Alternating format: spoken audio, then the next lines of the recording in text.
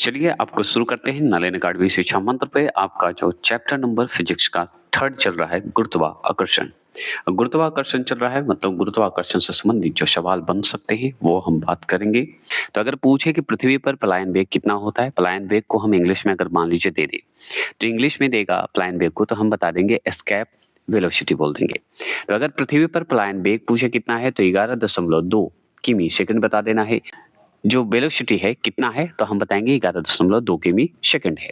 अगर इसी में सवाल और कोई पूछे बोल दे तो क्या बोल दे कि यदि चक्कर लगाते हुए अंतरिक्ष यान, यदि चक्कर लगाते हुए अंतरिक्ष यान मतलब जिसे हम स्पेस क्राफ्ट बोलते हैं, से एक सेब छोड़ा जाए, मतलब एक सेब को गिरा दीजिए, गिराया जाए तो उसकी गति क्या होगी? तो गति यही होगी जो अंतरिक्ष यान जो स्पेस क्राफ्ट है, क्राफ्ट के साथ साथ उसकी गति से गतिमान होगा, मतलब गति से ही स्पीड से ही गतिमान होगा, ऐसे ही होगा। क्लियर हो गया? तो मान लीजिए डायरेक्ट सवाल कि यदि चक्कर लगाते हुए अंतरिक्ष यान से कोई वस्तु गिरा दीजिए तो गिराया जाए तो क्या होगा? अंतरिक्ष के साथ साथ उसकी गति भी चलेगी। बात क्लियर है? वही तो गतिमान होगा।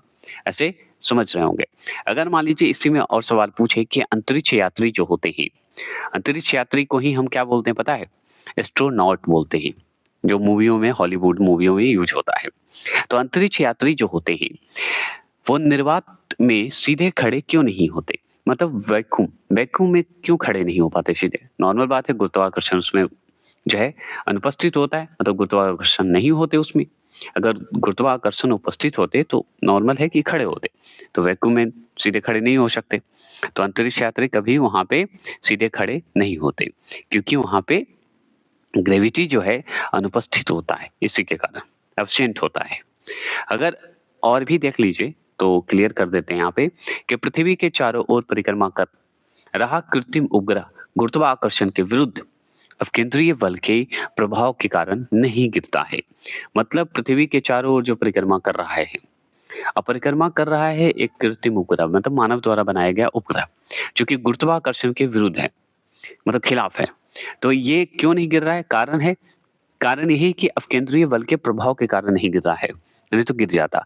और अपकेंद्रीय बल को ही हम सेंट्रीफ्यूगल फोर्स बोलते हैं, ठीक है। और ये गुरुत्वाकर्षण बल जिसे हम क्या बोलते हैं? ग्रेविटेशन फोर्स, ग्रेविटेशनल फोर्स में संतुलित बनाए रखता है। तो अगर पूछे कि पृथ्वी के चारों ओर परिक्रमा करता हुआ कृत्रिम उपग्रह क्यों नहीं गिरता? क्योंकि उस पर अपकेंद्रीय बल और गुरुत्वाकर्षण बल संतुलित रहता है, बस इतना ध्यान रखिएगा। संतुलित मतलब बैलेंस बना के रखता है। अगर मान लीजिए इसी में सवाल और भी पूछे, क्या पूछेगा? तो देखिए सवाल है कि एक भू उपग्रह किस बल के प्रभाव से निरंतर निरंतर गति करता है, मतलब लगातार गति करता है, तो अपकेंद्रीय बल के कारण करता है, जिसे हम सेंट्रीफ्यूगल फोर्स बोलते हैं। अपकेंद्रीय बल कहते हैं, अपकेंद्रीय बल कहते हैं। और भी सवाल क्या पूछेगा सुनिए। चंद्रमा की सतह पर पलायन वेग, चंद्रमा की सतह पर जो पलायन वेग होता है जिसे हम पलायन वेग को क्या बोलते हैं? कमेंट कीजिए। तो हम बताएंगे एस्केप वेलोसिटी बोलेंगे, ठीक है। एस्केप वेलोसिटी बोलिए, याद रखिएगा। तो चंद्रमा की सतह पर पलायन वेग पृथ्वी की सतह की अपेक्षा कम होता है क्योंकि चंद्रमा की त्रिज्या पृथ्वी की त्रिज्या से कम होता है, मतलब पृथ्वी की त्रिज्या से कम होगा चंद्रमा की त्रिज्या, इतना क्लियर रखिएगा। अब यहाँ पे ध्यान रखिएगा कि अगर मान लीजिए हम बोलें कि मून की सतह कप पर पलायन वेग पृथ्वी से कम क्यों होता है, तो क्योंकि चंद्रमा की त्रिज्या जो है, रेडियस जो है, पृथ्वी की तुलना में कम होता है। बस त्रिज्या को ही रेडियस बोलते हैं, है ना। मैं दोनों ढंग में उच्चारण कर रहा हूँ। अगर मान लीजिए पूछे भारहीनता की स्थिति किस कारण होती है, तो भारहीनता जो होती है, जिसे भारहीनता को हम क्या बोलते हैं? वेटलेसनेस बोलते हैं। तो गुरुत्वाकर्षण की शून्य स्थिति के कारण होता है, मतलब वेटलेसनेस की स्थिति किस कारण होती है, तो हम बताएंगे ये गुरुत्वाकर्षण के शून्य के कारण होती है, ग्रेविटी की शून्य स्थिति के कारण होती है। सवाल यह है कि एक लड़की झूले पर बैठी स्थिति में झूल रही है, मतलब बैठी स्थिति में झूल रही है। अब मान लीजिए झूला पे बैठे हैं तो झूलिएगा ना, झूलते रहिएगा। झूल रही है तो उस लड़की के खड़े हो जाने पर, मान लीजिए अचानक आप झूला पे बैठे हैं, लड़की हो या लड़का हो कोई भी हो, आप झूला पे बैठे हुए हैं, झूल रहे हैं आराम से। जैसे ही अचानक खड़े हो जाइएगा, तो उसका आवर्तकाल जो कि टाइम पीरियड होते हैं, पर क्या प्रभाव पड़ेगा? तो नॉर्मल बात है वो कम हो जाएगा। अब अचानक खड़ा होइएगा, झूला झूल रहे हैं, अचानक खड़ा होइएगा तो झूला का जो दोलन है झूलने का, वो तो कम हो जाएगा। ये तो हम जानते हैं। तो अगर मान लीजिए पूछते कि जब कोई व्यक्ति अगर झूले पे बैठा है, अचानक खड़ा हो जाए, तो उसका आवर्तकाल क्या होगा? कम हो जाएगा। टाइम पीरियड क्या होगा? कम हो जाएगा। सही बात है, जिस स्पीड से घूम रहे हैं, अचानक खड़े होएँगे तो कम हो ही जाएगा, है ना? सोचिए, मंथन कीजिए, हो जाएगा। लोलक की लंबाई, लोलक किसे बोला जाता है बताइए तो? लोलक बोला जाता है पेंडुलम को, जो कि घड़ी में होता है ना? तो लोलक की लंबाई बढ़ जाने के कारण जो है लोलक घड़ी, पेंडुलम क्लॉक जिसे बोलते हैं, गर्मियों में धीमी हो जाती है। तो उल्टा है कि गर्मी में धीमी हो जाती है, जबकि शीतकाल में तीव्र गति से चलने लगती है। मतलब ठंडा के समय और बढ़िया से चलेगा।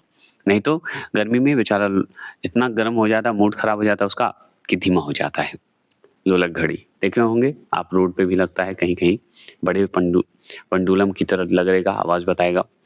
हवा में लोहे और लकड़ी की जो समान भार है, भार की गेंद को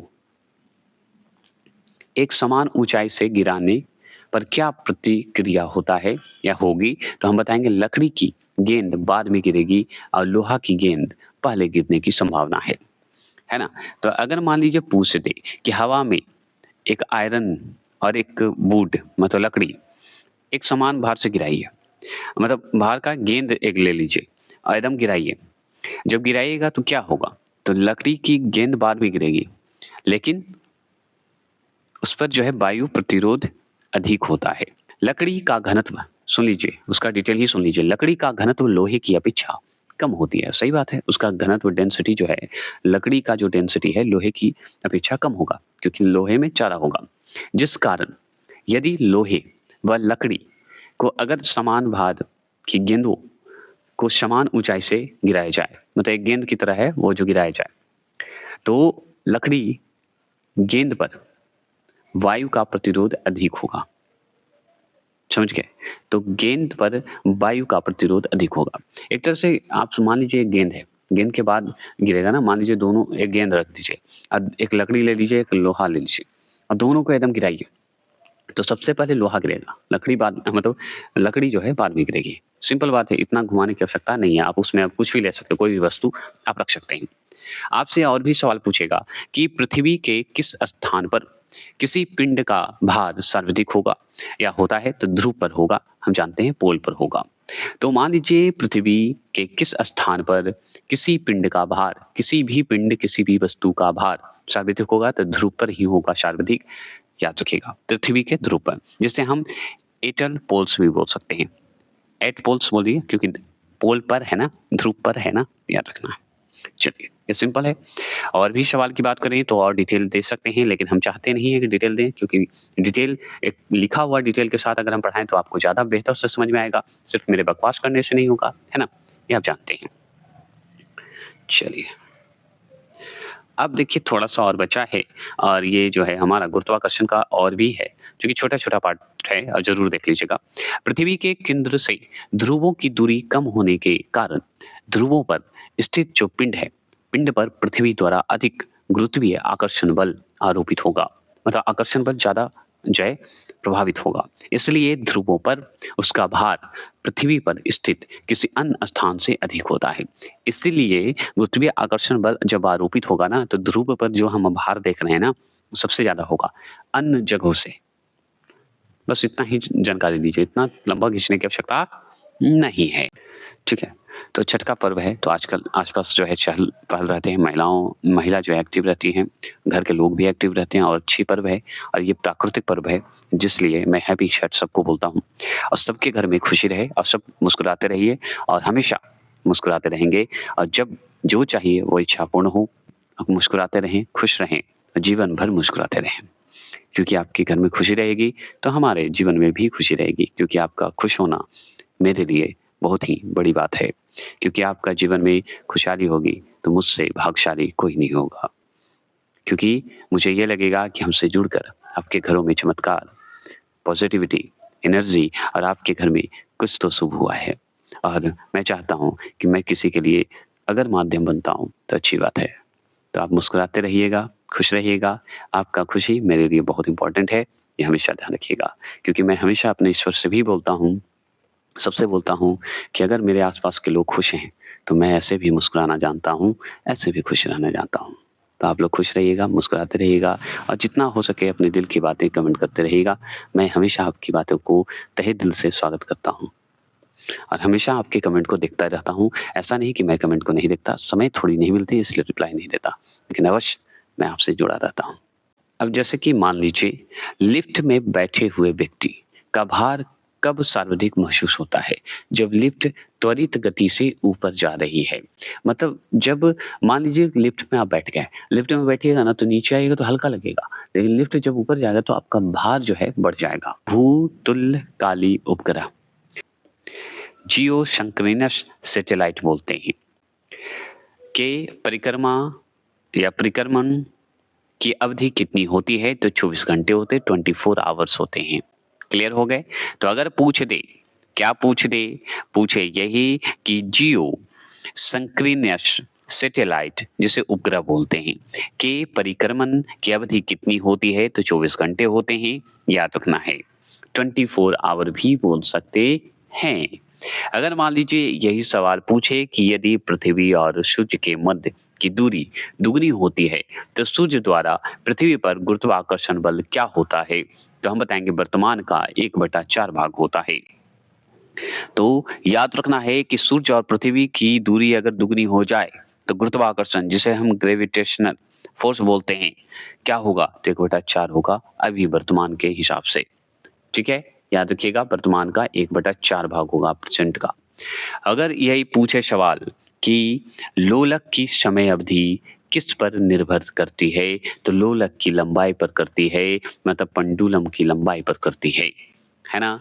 चलिए, अगर मान लीजिए आपसे यही सवाल पूछ दे कि पृथ्वी का गुरुत्वाकर्षण बल यदि अचानक लुप्त हो जाए तो इसका परिणाम क्या होगा? तो पृथ्वी पर स्थित वस्तुओं का भार जो है शून्य हो जाएगा, लेकिन द्रव्यमान अपरिवर्तित रहेगा, द्रव्यमान परिवर्तित नहीं होगा। अगर मान लीजिए यदि पृथ्वी पर गुरुत्वाकर्षण बल अचानक लुप्त हो जाएगा, अचानक ग्रेविटेशनल फोर्स गायब हो जाए, तो क्या होगा? है ना? सवाल बनता है कि नहीं? तो यही कि पृथ्वी पर स्थित जो वस्तु है ना उसका भार शून्य हो जाएगा, भार एकदम रहेगा ही नहीं, जीरो हो जाएगा, लेकिन मास उसका अपरिवर्तित रहेगा, मास में कोई जो है परिवर्तन नहीं दिखेगा, मतलब अपरिवर्तित रहेगा।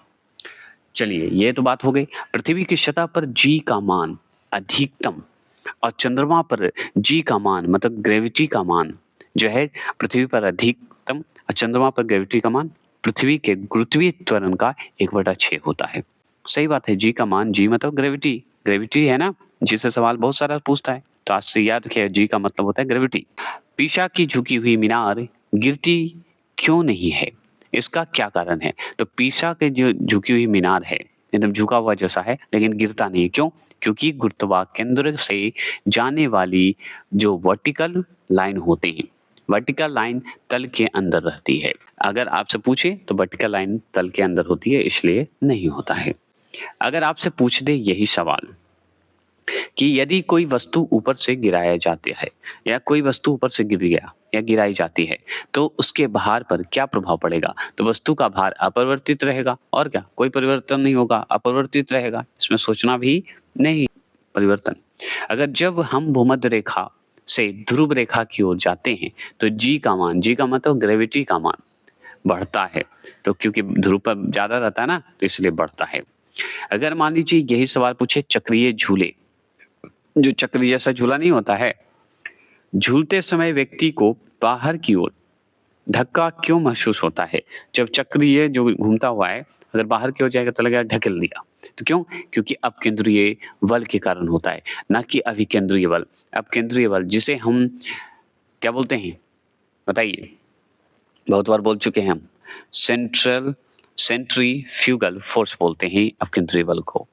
चलिए, अगर मान लीजिए हम आपसे सवाल करें कि अगर 2 पत्थर जिनका द्रव्यमान अगर मास अलग है और एक साथ गिराने पर कौन-सा पहले गिरेगा? तो दोनों एक साथ ज़मीन पर गिरेंगे, अगर दोनों का है तो। समझ गए ना? तो यहाँ पे देख लीजिए, ये अगर विभिन्न द्रव्यमान वाले 2 पत्थर एक साथ मतलब विभिन्न मास वाले हैं, अलग-अलग मास वाले हैं, लेकिन 2 पत्थर हैं और किसी इमारत के छत से आप गिराइए, ठीक है? अपने अपने घर से छत से गिराइए, तो कौन-सा पत्थर ज़मीन पे गिरा? तो दोनों पत्थर एक साथ गिरेगा, द्रव्यमान से कोई मतलब नहीं है, लेकिन दोनों पत्थर गिरेगा क्योंकि ग्रेविटी जो है दोनों को एक साथ खींचेगा। अगर मान लीजिए और भी सवाल की बात करें, तो गुरुत्वाकर्षण एवं गुरुत्व के उदाहरण की बात करते हैं। तो गुरुत्वाकर्षण और गुरुत्व के उदाहरण की अगर हम बात करें, तो याद रखिएगा कि सूर्य एवं अन्य ग्रहों के गुरुत्वाकर्षण के कारण ही सभी ग्रह लगभग वृत्ताकार एवं निश्चित कक्षाओं में सूर्य की परिक्रमा करता है। मतलब सूर्य और अन्य ग्रहों के गुरुत्वाकर्षण के कारण ही सभी ग्रह जो है एक सूर्य की परिक्रमा करता है। बात जान लीजिए। अगर मान लीजिए पृथ्वी के गुरुत्व एवं चंद्रमा के गुरुत्वाकर्षण के कारण ही चंद्रमा एक निश्चित कक्षा में पृथ्वी की परिक्रमा करता है। सोचिए जैसे ग्रह जो है सूर्य की परिक्रमा करता है उसी तरह पृथ्वी का जो है चंद्रमा परिक्रमा करता है। यही मतलब चंद्रमा का परिक्रमा करता है, सॉरी चंद्रमा परिक्रमा करती है पृथ्वी का, है ना? यही बात है। अगर मान लीजिए सूर्य पूछे, चंद्रमा पूछे एवं पृथ्वी, तो सूर्य, चंद्रमा एवं पृथ्वी के गुरुत्वाकर्षण की अंतर क्रिया के कारण पृथ्वी पर स्थित समुद्र में ज्वार-भाटा आते हैं। ठीक है? क्या आते हैं? ज्वार-भाटा आते हैं। क्लियर? ज्वार-भाटा आते हैं। तो पृथ्वी याद रखिए सूर्य जो है चंद्रमा एवं पृथ्वी के गुरुत्वाकर्षण के अंतर क्रिया के कारण मतलब चंद्रमा और पृथ्वी के अंतर क्रिया के अगर बीच में आ गया तो पृथ्वी पर स्थित जो समुद्र है समुद्र में ज्वार भाटा आती है। ठीक है, क्या आती है? समुद्र में ज्वार भाटा आने की संभावना होती है। ठीक है ना? तो आप समझ गए कि सूर्य के गुरुत्वाकर्षण के कारण सभी ग्रह उसकी परिक्रमा करते हैं। गुरुत्वाकर्षण के कारण ही सूर्य की करते हैं। उसी तरह चंद्रमा जो है मून है, पृथ्वी की परिक्रमा करता है क्योंकि यह भी गुरुत्वाकर्षण बल के कारण ही होता है। अगर पूछ ले कि चंद्रमा और पृथ्वी की जो पारस्परिक गुरुत्वाकर्षण क्रिया है, ग्रेविटेशनल जो इंटरैक्शन है, वो कारण क्या है? तो ज्वार-भाटा आने का कारण होता है, जिसे हम टाइड्स बोलते हैं। ये सूर्य और चंद्रमा पृथ्वी के पारस्परिक गुरुत्वाकर्षण के कारण होता है, दोनों के परस्पर के कारण होता है। ठीक है, तो ये हो गए हमारे गुरुत्वाकर्षण से संबंधित सवाल। अब चलिए फिर मिलते हैं नेक्स्ट वीडियो, पदार्थों के सामान्य गुण की बात करेंगे। चलिए तो चलते हैं, फिर मिलते हैं तुरंत।